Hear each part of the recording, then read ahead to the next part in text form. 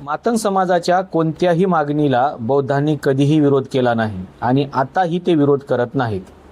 म्हणजे मातंग समाजाने जे उपवर्गीकरणाची मागणी केलेली आहे त्याला अजिबात विरोध नाही आहे. विरोध कशाला आहे हे थोडंसं बारकाईनं समजून घेतलं पाहिजे. कारण या देशामध्ये जेवढं काही घडायला लागलेलं आहे त्याच्या पाठीमागचे हेतू हे आपण समजून घेतले पाहिजेत. आता महिला आरक्षणाचं विधेयक आलं आणि महिला आरक्षणाचं विधेयक आल्यानंतर ते डायरेक्ट कुठे गेलं माहिती आहे तुम्हाला? संविधानाच्या चौकटीमध्ये. म्हणजे संविधानाची चौकट जी आहे त्याला बदलण्याचा प्रयत्न झाला. म्हणजे ज्या सुप्रीम कोर्टाने सांगितलेलं होतं की आपल्याला संविधानाची मूलभूत चौकटी बदलता येणार नाही, त्याच्यामुळे प्रत्येक विषय येतो आणि तो विषय थेट संविधानाच्या चौकटीवरती जातो. आणि सध्या जो रिझर्वेशनचा प्रश्न निर्माण झालेला आहे ना, हा प्रश्न देखील संविधानाच्या चौकटीचा आहे. कारण आर्टिकल 341 हा जर विषय समजून घेतला तर आपल्या लक्षात येईल की नेमकं हा विषय संविधानाच्या चौकटीपर्यंत कसा पोहोचलेला आहे. आर्टिकल 341 मध्ये जेवढे काही अधिकार आहेत हे सगळे अधिकार संसदेला आणि राष्ट्रपतीला आहेत. पण आता संसदेचे आणि राष्ट्रपतीचे जे अधिकार आहेत ते जर प्रत्येक राज्याकडे गेले तर राज्य त्याला वाटेल तसं करेल आणि हे सगळं उद्ध्वस्त होऊन जाईल. आणि म्हणून संविधानाची जी मूलभूत चौकट आहे त्या मूलभूत चौकटीला एकदा आपण समजून घेणं गरजेचं आहे. राष्ट्रपतीचे अधिकार हे राष्ट्रपतीचे असले पाहिजेत, संसदेचे अधिकार हे संसदेचे असले पाहिजेत, सुप्रीम कोर्टाचे अधिकार हे सुप्रीम कोर्टाचे असले पाहिजेत, राज्याचे अधिकार हे राज्याचेच असले पाहिजेत. पण होते नेमकं काय, या सगळ्याच व्यवस्थेला जर डिस्टर्ब करायचं असेल तर कोणीतरी याला काहीतरी फूस द्यायची आणि मग ते सुरू झालं.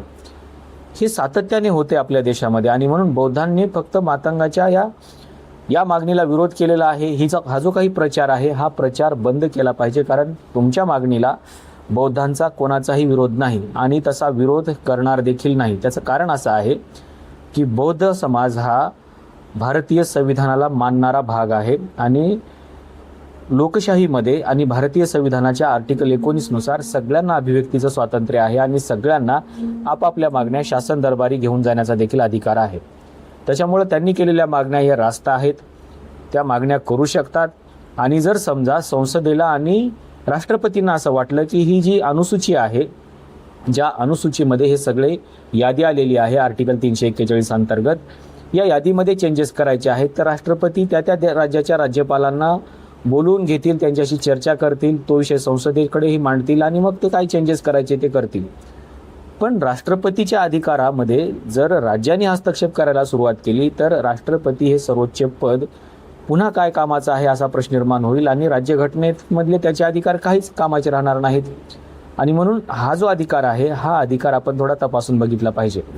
आरक्षण हा विषय भारतीय संविधानाच्या मूलभूत अधिकाराच्या चौकटीमध्ये आहे, कारण तो आर्टिकल 15 आणि आर्टिकल 16 मध्ये आहे. आणि आर्टिकल 15 आणि आर्टिकल 16 हे दोन्ही मूलभूत अधिकाराचे भाग आहेत. आणि या भागामध्ये जर तुम्हाला दुरुस्ती करायची असेल तर आर्टिकल 368 अंतर्गत जर तुम्ही अमेंडमेंट आणलं तर ते अमेंडमेंट तुम्हाला भारतीय संविधानाच्या पुन्हा कलम 13 मध्ये तपासून बघावं लागतं.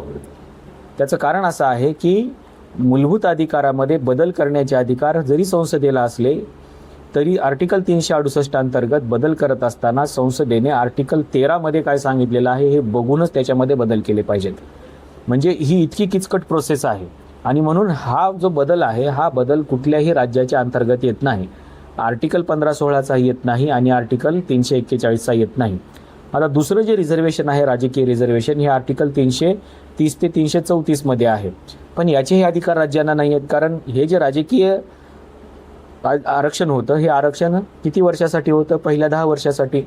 पण या राजकीय आरक्षणामध्ये सातत्याने बदल केले गेले. मग बदल करत असताना कोणी केले हे जरा बघितलं पाहिजे आपण. ते बदल केले ते संसदेने केले, तुम्ही आम्ही किंवा राज्यांनी केलेले नाही. त्याच्यामुळं आर्टिकल 330 ते 334चे जे काही अधिकार आहेत हे अधिकार देखील संसदेला आहेत, ते राज्यांना नाही. त्याच्यामुळं ते अधिकार आणि फंडामेंटल राईट्सचे हे दोन्ही अधिकार आणि आर्टिकल 341 मधले अधिकार हे सगळे अधिकार जे आहेत हे सगळे अधिकार याच्यावरती जर चेंजेस करायचे असतील तर तुम्हाला संसदेशिवाय पर्याय नाही. आणि म्हणून संसद हा एकमेव भाग असा आहे जो या सगळ्यांच्या बाबतीमध्ये नव्याने विचार करू शकतो. कुठलंही राज्य हे करू शकत नाही. आता लोक म्हणतात पंजाबमध्ये केलं, तामिळनाडूमध्ये केलं, तेलंगणामध्ये केलं, कर्नाटकमध्ये केलं, आंध्र प्रदेशामध्ये केलं, पण हे सगळं आता सध्या न्यायप्रविष्ट आहे. कारण याच्यासाठी त्यांनी केंद्राकडे शिफारस करावी लागेल. केंद्रामध्ये, राज्यसभेत आणि लोकसभेमध्ये याच्यासाठी अमेंडमेंट आणावं लागेल. हे अमेंडमेंट झाल्यानंतर ते राष्ट्रपतीकडे जाईल आणि राष्ट्रपतीची सही झाल्यानंतर हे अंमलात येईल. त्याच्यासाठी घटना दुरुस्ती करावी लागेल. पण हे झाल्यानंतरही सुप्रीम कोर्ट याचं ॲनालिसिस करेल. म्हणजे अशी प्रक्रिया आहे ही, पण ही प्रक्रिया समजून घेतली पाहिजे. त्याच्यामुळं कोणाचाही कोणाच्या मागणीला विरोध नाही आणि कोणीही कोणाच्या विरोधामध्ये नाही. पण याच्या पाठीमागे संसदेमध्ये किंवा याच्या पाठीमागे संविधानाची जी चौकट उद्ध्वस्त करण्याचा प्रयत्न सुरू आहे, त्याला मात्र बौद्ध नक्की विरोध करतील आणि तो विरोध कायमचा सुरूच राहील.